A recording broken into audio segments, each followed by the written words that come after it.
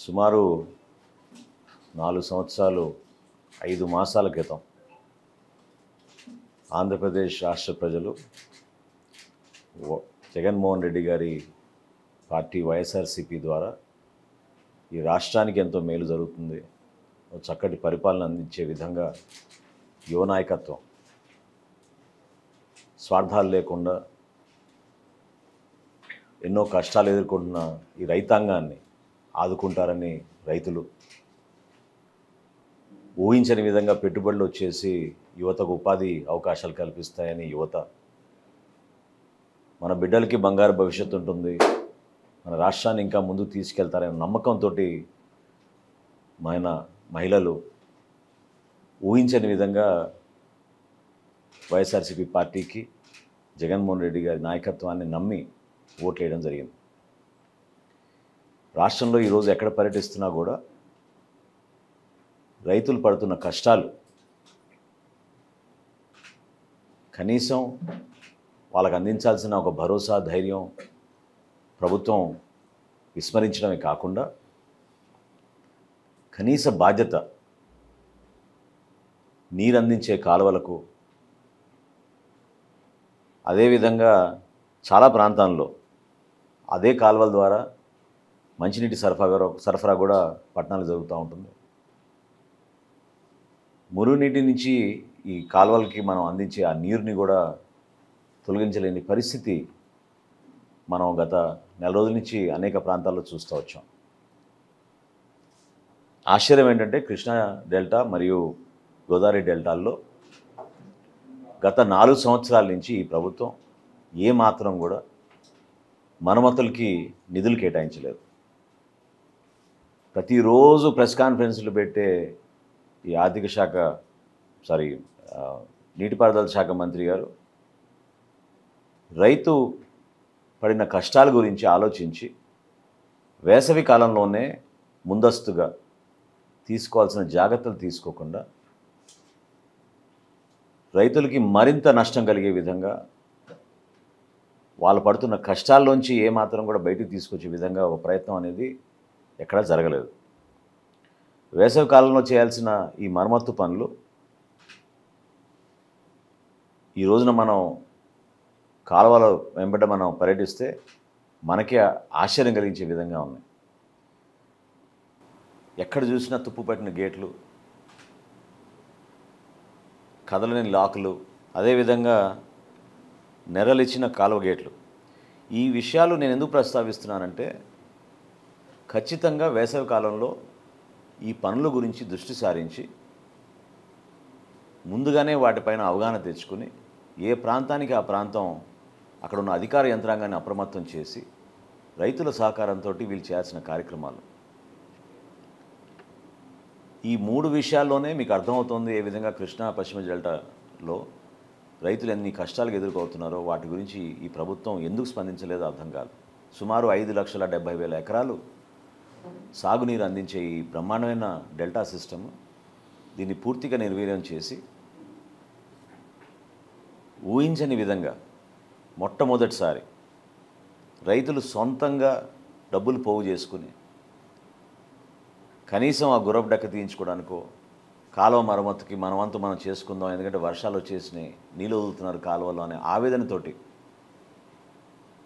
అనేక గ్రామాల్లో వాళ్ళు చేసుకోవడం నా దృష్టికి రావడం, పత్రికల్లో కూడా వాటి గురించి ప్రముఖంగా ప్రచురించడంతో మనకు అర్థమవుతుంది ఏ విధంగా వాళ్ళు ఆవేదనతోటి రైతాంగం కనీసం ఈ సంవత్సరం అయినా కొంచెం కష్టపడి ధాన్యం పండించుకుందాం, 4 రూపాయలు సంపాదించుకుందాం అనే ఒక తపనతో వాళ్ళు చేసిన ప్రయత్నాన్ని నిజంగానే మనకి చాలా బాధ కలిగిస్తుంది.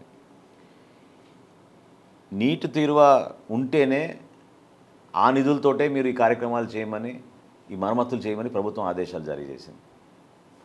ఇది ఇంకా ఆశ్చర్యం.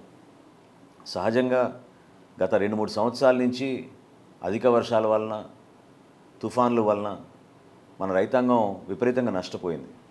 కనీస గిట్టుబాటు ధర కూడా లేదు. ప్రభుత్వం అందించాల్సిన ఈ రైతు భరోసా కూడా తూతూ మంత్రంగా కొంతమందికే అందించే వరకు కౌలు రైతు ప్రత్యేకంగా చాలా బాధల్లో, నష్టాల్లో కూరుకుపోయాడు.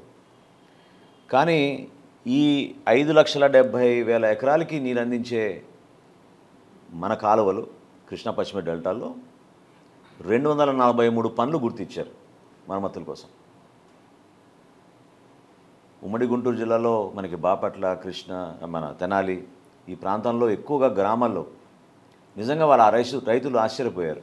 243 పనులు గుర్తిస్తే దీనికి 21 కోట్ల రూపాయలు వీళ్ళు రైతుల దగ్గర నుంచి వసూలు చేయాలని ఒక నిర్ణయం తీసుకున్నారు ఈ నీటి తీరువా ద్వారా. ఆ నిధులు రావడం లేదని అధికార యంత్రాంగం ప్రభుత్వాన్ని ముందుగానే అప్రమత్తం చేసిన జూన్ 7వ తారీఖున నీళ్లు వదిలిన తర్వాత కాలువల్లోకి అప్పుడు టెండర్లు పిలిచారు. అంటే ఎంత మోసం చేసిందో ఈ ప్రభుత్వం మన రైతాంగానికి దీని ద్వారా అర్థమవ్వాలి. అనేక చోట్ల మనం రోడ్డు పైన వస్తుంటే మనకు అర్థమవుతుంది ప్రమాదకరమైన పరిస్థితులు కనపడుతున్నాయి మన కాలువల్లో. దుగ్గిరాల లాకులు కానివ్వండి, కొల్లూరు లాకులు కానివ్వండి, ఇవన్నీ కూడా శిథిలావస్థకు వచ్చే పరిస్థితి. ఎక్కడ చూసినా ఏదో తూతూ మంత్రంగా టెంపరీగా, అది కూడా నీళ్లు వదిలిన తర్వాత ఇబ్బంది అవుతుందనే భావనతోటి హడావడిగా బస్తాలు వేసేసి అక్కడ ఏదో కట్టి ఒక నియంత్రణ చేయడానికి కోసం ఒక ప్రయత్నం చేస్తున్నారు.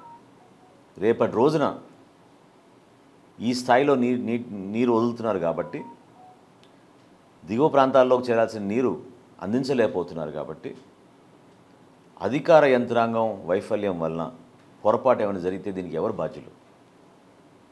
పంట నష్టమే కాకుండా ప్రాణ నష్టం కూడా జరిగే ప్రమాదం ఉంది. ఈ మాత్రం ఇంకిత జ్ఞానం మీకు ఎందుకు లేదు? పరిపాలన చేతగాక పట్టణంలో వెళ్తున్న ప్రధాన కాలువల్ని కూడా ఏ మాత్రం కూడా వీళ్ళు పూడిక తీయకుండా వదిలేశారు. మున్సిపాలిటీకి ఏమాత్రం బాధ్యత లేదు. మున్సిపాలిటీ చేస్తున్న కార్యక్రమాలని సరైన రీతిలో పర్యవేక్షించడం లేదు. గతంలో నేను శాసనసభ్యుడిగా ఉన్నప్పుడు వేసవి కాలంలో ఖచ్చితంగా తెనాలి పట్టణంలో ప్రవహిస్తున్న మన కాలువలు ఖచ్చితంగా అక్కడ మనం మున్సిపాలిటీల ద్వారానే చెత్త సేకరణ చేపించి ఆ పూడికి తీపిచ్చేవాళ్ళం. ఎందుకంటే దిగువ ప్రాంతాల్లో ఉన్న రైతులకి ఎక్కడ కూడా ఇబ్బంది కలగకూడదనే ఆలోచనతో చేశారు. మీరందరూ కూడా ఫోటోలు చూపించారు, వీడియోలు చూపించారు. ఏ విధంగా ఈ ప్రధాన కాలువల్ని వీళ్ళు పూర్తి స్థాయిలో విస్మరించారనేది మీకు అర్థమవుతుంది. ఇది కేవలం రైతుల్ని మోసం చేయడానికి, రైతుల్ని ఇబ్బంది పెట్టడానికి, ఒక విధంగా చెప్పాలంటే తీవ్రమైన మానసిక ఒత్తిడికి రైతాంగాన్ని గురి చేసింది ఈ ప్రభుత్వం. నాకు బాగా గుర్తు, 2 నెలల క్రితం కాజీపేట నుంచి మన రైతులు వచ్చి కాలువ విషయం గురించి నాకు ప్రస్తావిస్తే అధికారులకి ఫోన్ చేసినా వాళ్ళు పట్టించుకోవడం లేదంటే చివరికి 1,30,000 రూపాయలు పోగు చేసుకుని జేసీబీ తరలించుకునే పరిస్థితుల్లో వాళ్ళు ఆ రోజు నా దగ్గరికి వచ్చి కలిశారు. తెనాలి మండలంలో నంది వెలుగు, కాజీపేట, అదేవిధంగా కొలిపారు మండలంలో అత్తోట, కుంచవరం, మున్నంగి, ఈ గ్రామాల్లో అక్కడున్న రైతాంగం వాళ్ళంతటా వాళ్ళే చిన్న చిన్న గ్రూపులుగా వాళ్ళు ఫామ్ అయ్యి కష్టపడిన నిధులతోటి, కష్టపడిన డబ్బులతోటి వాళ్ళు పాపం ఈ మరమ్మతులు చేయడానికి ముందుకు వచ్చారు. ఈ దుస్థితి ఎందుకు కనీసం మీరు గుర్రపు డెక్క కానీ తూటికాడ కానీ ఏ మాత్రం కూడా మీరు తీయకుండా ఆ పనులు కూడా రైతాంగం పైన వాళ్ళ భుజాల పైన వేసేసి మనకి సంబంధం లేదన్నట్టుగా మీరు ప్రవర్తించడం చాలా బాధాకరం. అంటే ప్రభుత్వం ఈ విధంగానే రైతుల్ని మోసం చేయడానికి అక్కడ కూడా బట్టలు నొక్కే కార్యక్రమం ద్వారా మేము అద్భుతంగా రైతు భరోసా కార్యక్రమం అందిస్తున్నాం అనే ఒక భ్రమ సృష్టించి రైతులను నమ్మించే ప్రయత్నం ఏదో చేస్తున్నారో వ్యవసాయ రంగాన్ని తీవ్రమైన నష్టం కలిగించే విధంగా ఈ జగన్మోహన్ రెడ్డి గారి ప్రభుత్వం ఖచ్చితంగా పరిపాలించింది. ఏ ప్రాంతానికి వెళ్ళినా వాస్తవంగా ఈ రోజున రైతు కోరుకునేది ఏంటంటే మా చేతికి పని కావాలి, మేము కష్టపడే వ్యక్తులం, మా కుటుంబాలను మేము ఆదుకుంటాం, మా బిడ్డలు మేము చదివించుకుంటాం. ప్రభుత్వం నుంచి అందించాల్సిన గింజలు కానివ్వండి, విత్తనాలు కానివ్వండి, లేదా మన ఫర్టిలైజర్ కానివ్వండి, వాటి గురించి దృష్టి సారించండి. ప్రోత్సాహం చేసే విధంగా పరికరాలు అందించండి. క్షేత్రస్థాయిలో ఎక్కువగా కౌలు రైతులు మన ప్రాంతంలో వాళ్ళకి ఈ ప్రభుత్వ కార్యక్రమాల నుంచి ఎటువంటి సహాయం అందడం లేదు కాబట్టి వాళ్ళు కోరుకునేది ప్రధానంగా ఇవే. కనీస మద్దతు ధరకి మీరు ధాన్యం కొనుగోలు చేస్తామని చివరికి ఏం చేశారు? 60 కిలోమీటర్ల దూరం 45 కిలోమీటర్ల దూరం ఉన్న మిల్లుల దగ్గరికి మీరు రసీదు ఇచ్చి తోలిస్తుంటే అక్కడ పోయినాక రైతుల దగ్గర ఏ విధంగా వాళ్ళు ఇబ్బంది పెట్టి ఈ క్రాప్లో మీరు నమోదైందా లేదా అని చెక్ చేసుకుని మళ్ళీ అక్కడ డబ్బులు వసూలు చేసుకుని అక్కడ కూడా అనేక విధానాల్లో కరప్షన్ చేసుకుంటూ పోతుంటే రైతు చాలా నష్టపోయాడు. మేము జనసేన పార్టీ నుంచి చాలా స్పష్టంగా డిమాండ్ చేస్తున్నాం, దీని గురించి ఈ ప్రభుత్వం ముందుకు రావాలి. వాస్తవాలు ఇవి. 243 పనులు మిమ్మల్ని ఈ అధికార యంత్రాంగం గుర్తించి అత్యవసరంగా భావించి వేసవి కాలంలో ఎట్టి పరిస్థితుల్లో ఈ పనులు పూర్తి చేయాలని వాళ్ళు నివేదించిన తర్వాత ఎందుకు మీరు పట్టించుకోలేదు? జూన్ 7న మీరు కాలువల్లో నీరు వదులుతున్నప్పుడు అప్పుడు ఎందుకు మీరు టెండర్ పిలిచారు? ఇన్ని లక్షల కోట్ల రూపాయలు అప్పులు తీసుకొచ్చి రాష్ట్రాన్ని అంధకారంలో నెట్టుతున్న పరిస్థితుల్లో ఏ విధంగా మీరు భవిష్యత్తు గురించి ఒక ప్రణాళికతోటి మీరు పరిపాలిస్తున్నారు? ఎందుకు ఈ పనులు చేయకుండా రైతుల్ని మోసం చేసి చివరికి వాళ్ళే వాళ్ళ సొంత డబ్బులతోటి స్థానికంగా కార్యక్రమాలు చేసుకోవాల్సిన దుస్థితి ఎందుకు వచ్చిందని మేము జనసేన పార్టీ నుంచి డిమాండ్ చేస్తున్నాం. మరో విషయం చాలా ఆవేదన కలిగిస్తున్న విషయం. గతంలో ఈ ప్రభుత్వం వచ్చిన తర్వాత రాష్ట్రంలో కొత్త జిల్లాలు వస్తున్న సందర్భంలో ఖచ్చితంగా తెనాలికి ఆ వైభవం ఆ గుర్తింపు ఉండే విధంగా మనకి జిల్లా కేంద్రంగా ఉండాల్సిన అన్ని అర్హతలు ఉన్నా కూడా ఆ రోజున మరి ఎందుకో చేయించుకోలేకపోయారు. వీళ్ళు చేయలేదు, బాపట్లకు తీసుకెళ్ళారు.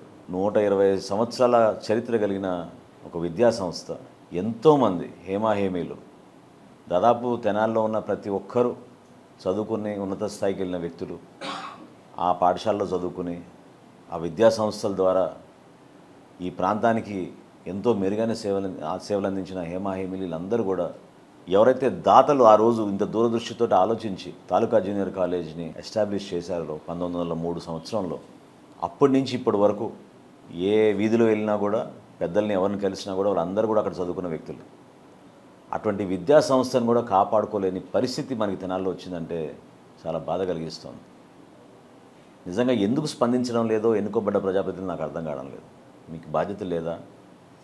ప్రభుత్వం ఎయిడెడ్ పాఠశాలలపైన ఒక విధానం తీసుకుని మార్పు తీసుకొచ్చి అక్కడ ఉన్న భూములు కొట్టేయాలనే ప్రయత్నంతో వీళ్ళు చేస్తున్నప్పుడు, రాష్ట్ర వ్యాప్తంగా ఆందోళన ఉన్నప్పుడు అక్కడ ఉన్న ఉపాధ్యాయులు ఎంతో సేవలు అందించి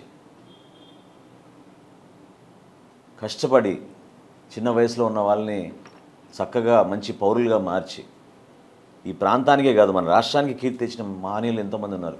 మన కృష్ణ గారు బురిపాలెం, ఆయన రేపటి రోజున మనం ఆయన విగ్రహావిష్కరణ ఉంది.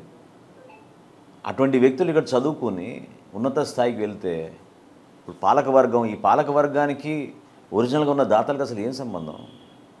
ఆ కుటుంబాలతో వీళ్ళకి ఏం సంబంధం? వీళ్ళు నిర్ణయాలు తీసుకుని ప్రభుత్వం నుంచి ఏమాత్రం సహకారం లేదు, ఉపాధ్యాయుల్ని అందించడం లేదు, ఎయిడెడ్ పాఠశాలని మూసేస్తున్నారు, కాలేజీలను మూసేస్తున్నారు. అది కేవలం జ్ఞాపకాలుగానే మిగిలిపోయే పరిస్థితి తీసుకొచ్చారు ఈ రోజున. అసలు ఒకప్పుడు మనకి తెనాలికి ఉన్న వైభవాన్ని, తెనాలికి ఉన్న గుర్తింపుని ఈ విధంగా ప్రతిరోజు ఒక కార్యక్రమం ద్వారా తొలగిపోతూ ఉంటే ఏం చేస్తున్నట్టు మనం? ఇది చాలా బాధ కలిగించే సంఘటన. ఇది ఖచ్చితంగా ప్రతి ఒక్కరు బాధ్యత తీసుకోవాలి, నిలబడాలి. అవసరమైతే 10 మంది కలిసి, పట్టణంలో ఎంతోమంది పెద్దలు ఉన్నారు, మంచి పారిశ్రామికవేత్తలు ఉన్నారు, రాజకీయ అనుభవం కలిగిన నాయకులు ఉన్నారు. ఎన్నుకోబడ్డ ప్రజాప్రతినిధులు అసలు ఏం చేస్తున్నారు? 24 గంటలు మీరు చాలా బిజీగా ఉంటున్నారు. ఇటువంటి వాటిపైన దృష్టి సారించి మన సంస్కృతిని, మన సంపదని, పెద్దలు అందించిన ఈ గౌరవాన్ని ఎందుకు నిలబెట్టుకోలేకపోతున్నారు?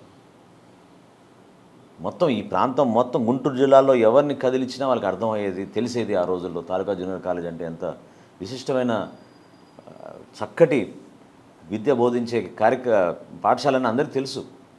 అటువంటి విద్యా సంస్థల్ని మీరు ఈ రోజున నిర్వీర్యం అయిపోతుంటే చూస్తూ వదిలేసి నిస్సహాయంగా మనకేం సంబంధం అని అనుకుంటే ఎట్లా?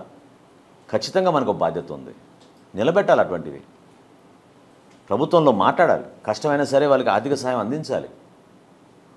అదొక హెరిటేజ్ స్ట్రక్చర్ ఈ ప్రాంతానికి అందరికీ తెలుసు ఆ విషయం. ఇది ఖచ్చితంగా మేము అందరం కూడా దీని గురించి చాలా ఆవేదనతోటి మేము మాట్లాడుకుని మా పార్టీ నాయకులు అందరం కూడా జనసేన పార్టీ నుంచి మా వంతు మేము ఖచ్చితంగా కృషి చేస్తాం. రేపటి రోజున ప్రభుత్వంలో వచ్చిన తర్వాత తప్పకుండా తాలూకా జూనియర్ కాలేజీకి మరొక్కసారి అపూర్వ వైభవం వచ్చేటట్టు ప్రభుత్వం నుంచి ఆ ఆర్థిక సాయం అందించే విధంగా, ఆ మార్పు తీసుకొచ్చే విధంగా, మన ప్రాంతానికి అది కేవలం జ్ఞాపకంలాగా మిగిలిపోకూడదు. 10 మందికి సహాయం అందించే విధంగా, విద్యా బోధన చేసే విధంగా అటువంటి ఇన్స్టిట్యూషన్ని మనం కాపాడుకోవాలని నేను మరొకసారి ఈ సందర్భంగా పెద్దలందరినీ కూడా నేను విజ్ఞప్తి చేస్తున్నాను.